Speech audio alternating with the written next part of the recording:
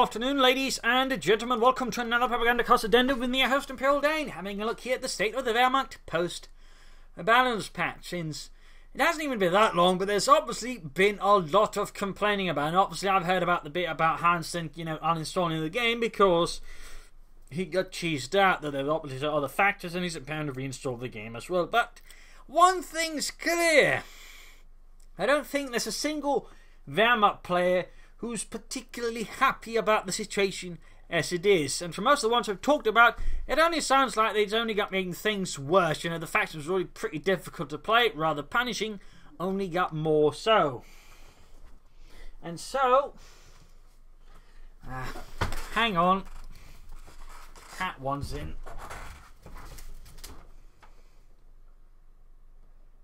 There we go. My apologies there. My apologies. Anyways, back to the subject at hand, the Wehrmacht, and it just being a punishing faction. I mean, it essentially got no buffs, it got nerfs instead. Like the Austrian, which sort of got a slight improvement at the same time, got nerfed as well, so it's actually in some ways possibly not really that different in overall efficiency compared to before. Compared with, say, the Sherman, which got the same treatment, but at the same time didn't quite really get nerfed, and in fact only got buffed. So it sort of gets a bit weird there already. I mean, essentially, in many ways, the Allies received a lot more than the Wehrmacht did, and it wasn't really the Allies that needed it. It was very much the Wehrmacht. That was already, the faction struggling before the patch. That was already limited in strategies and tactics before the patch. That was already forced to play like an early game faction before the patch. And they've only reinforced that pattern. The stated goals of the patch when it comes to the Wehrmacht completely fell through. It was basically like any military campaign Mussolini undertook. It was a failure, in a sense, there when it comes to the Wehrmacht, because overall they didn't really fix anything about, for example, the Wehrmacht taking. It is still the most arduous, the most slow, and most backwards taking. All they did was slightly rearrange the resource cost, so it actually becomes more expensive to go for tier 3, for example. In some ways, at least, you can't just so smoothly go for things. But overall, the resource costs of going for tier 4 is exactly the same, so you can't rush it out there. It only becomes slightly cheaper if you then go for all 3 tiers, and obviously build tier 4 before, or tier 3 before that. At which point the question, though, is still, then why am I going for tier 4 if I've already got tier 3? Because there's literally no incentive towards going for it, because you're just paying for tanks that are much more expensive but perform worse than their T3 counterparts, like the Panther. Why would you go for that one over a Panther 4 or the Stug? I mean, both will have higher rates of fire, thusly doing more damage, which against the Allies, it's what matters. Because it's armor, because it keeps getting nerfed and Allied penetration keeps getting buffed, means incredibly little now. It has a slow rate of fire. The rate of fire didn't change appreciably enough to still, actually warrant harming the Allies, especially not when, again, it's so slow to get. I mean, usually when you rush, the earliest you can get out a tank, is, if you go for tier 4, is about, 18 minutes if you're really good, really pushing it hard. Comparatively, an Allied player can begin pushing out medium tanks at around 10 minutes. Which means they'll usually have a time span there at the end. Maybe, if again we sort of assume, alright, if they're able to get out tanks at 10 minutes, that means you're not doing well, which means your Panther will maybe hit 20 minutes. So there'll be 3 to 4 medium tanks by that point, by the time you get out a Panther, with a rate of fire slower than the Panther 4. How's that supposed to work out? Does anyone else see sort of the mathematical issue there? Because I sure as hell don't. Well, in a sense, I do see the problem, obviously, but apparently no one at Relic does. I mean, that's sort of the issue, right? There's just this very obvious problem, and it's not being fixed remotely. I mean, again, tier 4, it's not worth it. The Sturm Panzer 4, not worth it. The Panzerwerfer, not worth it. The only tiny benefit you now have going for tier 4 is you get Obersoldaten, a chance not to Obersoldaten, but Ostrom light machine guns. That's it. That's it. Your Ostrom can get light machine guns at a slight discount compared to Grenadiers. Break out the champagne, boys. We're gonna storm Moscow. Oh wait, no we're not. Because it's pretty much zip, nada, silch, bupkis. And that's basically, pretty much applies to most of the buffs they gave to the Wehrmacht, they're nothing compared to the buffs they gave to the Allies. And again, the fact the Allies didn't particularly need them in most cases, whereas the Wehrmacht needed them and didn't get them. So we're stuck with the fact who still has the hardest time teching, still, has to pay more resources, time and attention and field presence, because they also have to pull back their pioneers to get this stuff built, which of course really limits what the Wehrmacht can do. That's sort of the issue, as well, another issue there again. So I mean, really just stuck with this sort of backwards, archaic faction compared to pretty much most of the Allied faction. I mean, the Soviets have to pull back, but they don't have to research as well. Like, they just build, no problem. Like, there's no added time increment there. Like, there's nothing further beyond that. It's a much more simplified system. And the Western Allies, they just press a button, there you go. They even get free units, meaning their taking gives them field presence. In the case of the Brits, they get access to artillery. They get also their own bonuses, not field presence, but still bonuses that benefit them. So, really, the question is, what the hell's going on with the Wehrmacht? Because you can easily keep pointing out these things. Similarly, Grenadiers, apparently 2 light machine guns too much. Rifle and infantry sections easily get access to 2 light machine guns, no problem. Medium tanks, again, Panzer IV, you would usually hit several minutes later than most other medium tanks, and they're just so far ahead, it's not even funny. That one will genuinely be more expensive and be worse than the other medium tanks. Like, it'll have a slight armor advantage, but again, as we'd already stated there, that one doesn't count for much. Right, again, the Wehrmacht supposedly are supposed to have this sort of armor edge, but they keep buffing all anti-tank guns and allied armored anti-tank stuff, and it rather means it doesn't work. It doesn't work, Relic.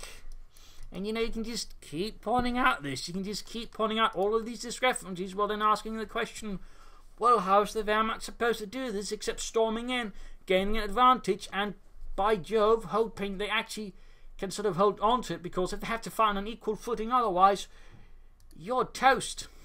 Because you cannot fight an equal fight. Because again, you're not designed for it. Not anymore. Possibly even ever. And that's really sort of the main issue of the Wehrmacht. Like, there's just this, they're supposedly in a good spot, but who's saying that? Because it's sure as hell not the people who have to play it. I mean, it's clearly the people who never played Wehrmacht and don't know how to play Wehrmacht and how the Wehrmacht plays that are saying these things. It would increasingly seem. Because anyone who has, I'm pretty sure, is going to vehemently disagree and can again easily point out all the flaws in their argument. I mean, you got the 2-2, which can't counter a sniper despite supposed to being able to counter snipers, in particular not when all the counters to the 2-2 get buffed, like the Guardsmen, or bazookas, or Piets, or whatever, meaning the 2-2 has an increasingly hard time as well. I mean, the sort of resource, table theories and decide what a Wehrmacht unit costs must clearly also be a bit busted, because again, they're not adding up. They are not adding up at all. Or them nerfing the bundle grenade, because who knows? It was meant to be used against larger squads, right? It's supposed to have a chance at wiping them. Comparatively, a small allied grenade can usually wipe a Wehrmacht squad with a bit of luck, but they didn't nerf that now, did they? I mean, they can just keep pointing out all these bits where, like, the logic does not add up. And again, the Wehrmacht apparently can't be too durable, obviously, but apparently they can't have too much firepower either. So the question becomes, what is the Wehrmacht supposed to be good at? What is the Wehrmacht supposed to be able to do to actually harm its opponents, to win a fight, besides again just storming out there, locking down as much as possible and desperately praying that something doesn't reverse, because the Wehrmacht still has some of the worst combat mechanics, the worst sort of ability to get back from a poor situation. You just lock down a Wehrmacht player in the early game, your chances of winning are very high. Comparatively, if you do that as the Wehrmacht, you maybe have a 50-50 chance of actually winning. I mean, there's just this large gap between what the Wehrmacht can do and what most other factions can do and what's expected of the Wehrmacht. And that really just means, again, like, Tier 4 is not viable remotely. It is just not doable. I mean, anyone who claims it's playable, don't play Wehrmacht. I can tell you this much. Anyone who says Tier 4 is viable does not play Wehrmacht. Or at least they do not play it very well against competent opponents, because by Jove is this not viable. Like anyone who goes for this is just going for you know, for the fun of it. You know, hey, I can go for a Panther and I'm not going to lose because I'm so far ahead. Like this is really the only reason they're ever going to go for tier 4. And again, tier 3 is not more amazing than the best unit you got is the Stug. That is literally the best Wehrmacht unit right now. It's the Stug. It has a good rate of fire. It has good damage, so it can tackle large allied armor formations and can support versus infantry, meaning it's not just going to be a complete, you know, block of steel. It has utility and it has the firepower the Wehrmacht needs desperately, and that's sort of the thing. You know, the Wehrmacht desperately needs firepower, but the Stug is really only the one of the few units that can get it, alongside the mortar. It may be the MG42 if you sort of get to it, and begin popping incendiary armor pieces, but even that one I would say is sort of struggling. But like, there's just so many elements for the Wehrmacht just isn't quite performing, and tier 4 I think is just sort of really the classic point where it's not working, it's not functioning, it's not doable. Which again also means the Wehrmacht as a late game faction isn't functioning. I mean, what needs to happen is the Wehrmacht gets benefits from teching. I mean actual benefits. Like they need to unlock more upgrades and abilities as they tech up. Like not just, you know, oh, I get rough grenades at tier 2. I get light machine guns from Ostrom at tier 4. Like there needs to be benefits for all units at some degree. Some men are pine easy to unlock stuff at, I don't know, tier 3 maybe. Maybe they get grenades. Maybe they get better submachine guns or assault rifles. You know, Panzer Grenadiers at tier 4 maybe get infrared assault rifles. Grenadiers could get a suppressive fire ability if they got a light machine gun. Stugs could get heat rounds at tier 4, something like that. You know, just give them more stuff. Half tracks with suppression. Hell, they should just give the half track suppression.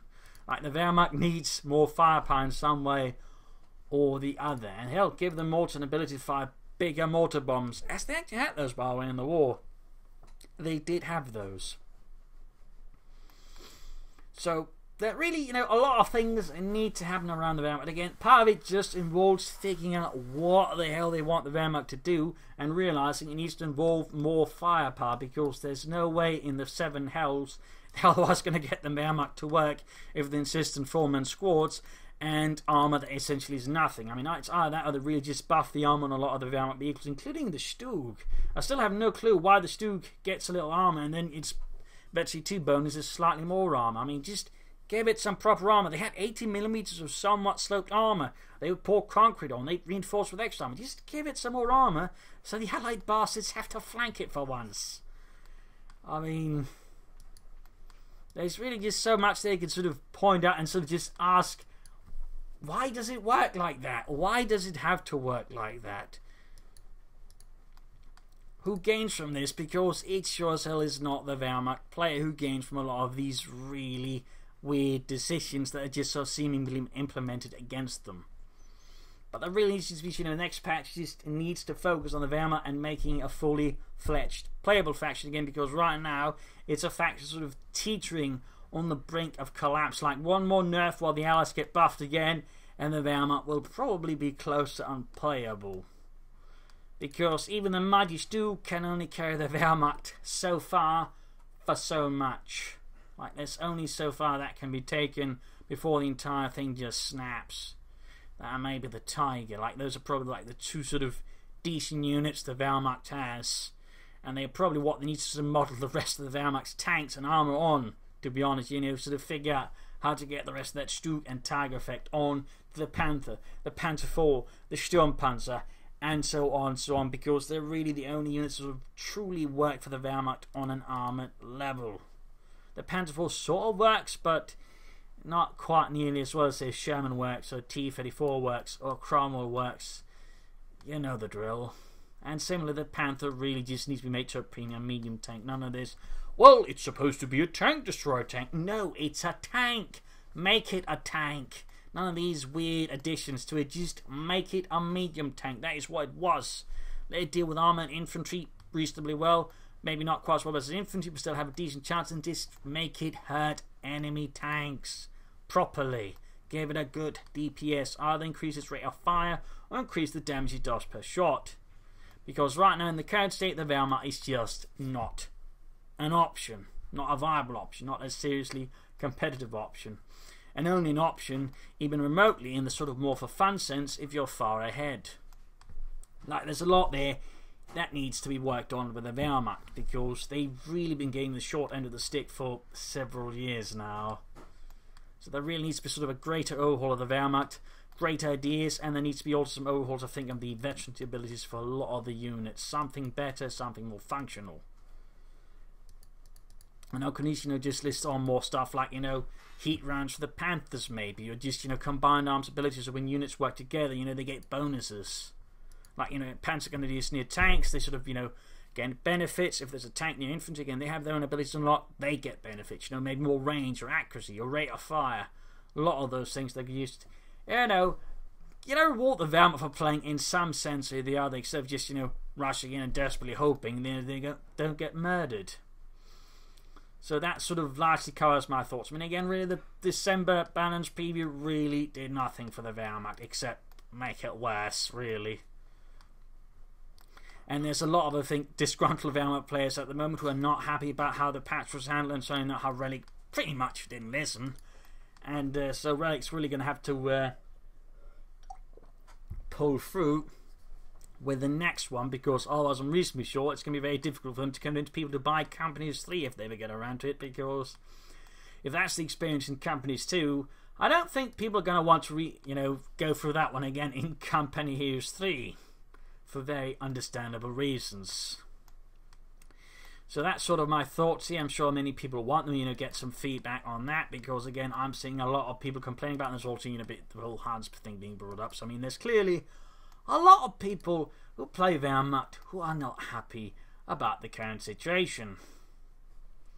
So these are sort of my thoughts. If you agree, like, share, comment, and of course, if you're willing to do something about it, tell it to Relic, post on the forums, send them this video, post on Twitter, Facebook, just keep providing them feedback on the whole, you messed up the Wehrmacht, Relic, because if you just sort of decide to stop playing the game, they're not going to fix it, they're just going to stay silent, because, people are just leaving without providing them the answers as to why. So, tell Relic if you do not like the current situation.